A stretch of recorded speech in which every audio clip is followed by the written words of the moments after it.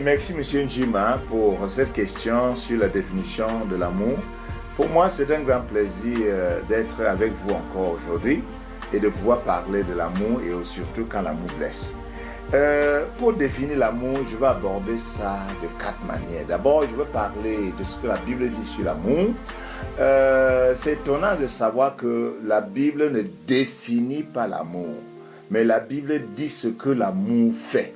Donc, dans 1 Corinthiens chapitre 13, du verset 4 à 8, vous allez voir ce que l'amour fait. Mais en réalité, je vous dis une chose.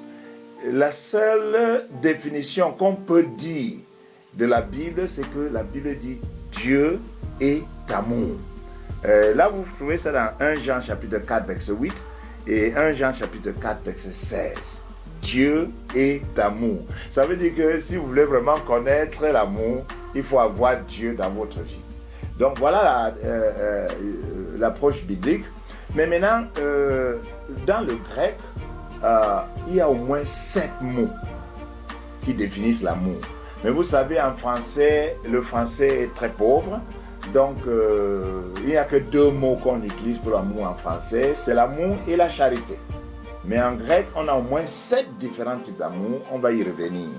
Maintenant, quand on regarde le dictionnaire, le dictionnaire définit l'amour comme un désir intense d'affection ou bien un grand intérêt et plaisir pour quelqu'un. Bon, moi, comment est-ce que moi je définis l'amour? Et je définis l'amour dans le contexte du mariage. Je dis que l'amour est une émotion ou une affection ardente envers quelqu'un motivée par 3 facteurs. Et les 3 facteurs, c'est l'attraction, c'est l'admiration et c'est l'attachement. Donc en réalité, dans ma définition d'amour, on a 4 mots-clés.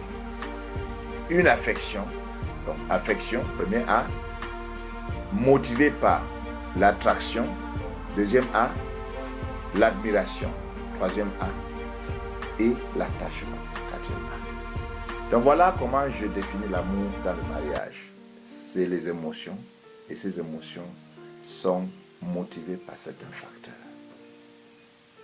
Mais il faut comprendre que l'amour avant le mariage est très différent de l'amour après le mariage. Effectivement, avant le mariage, l'amour peut être défini comme je viens de dire, donc affection, attraction, admiration et attachement. Mais l'amour après le mariage, en plus de ces 4 mots, il faut ajouter responsabilité. L'amour dans le mariage, c'est une responsabilité.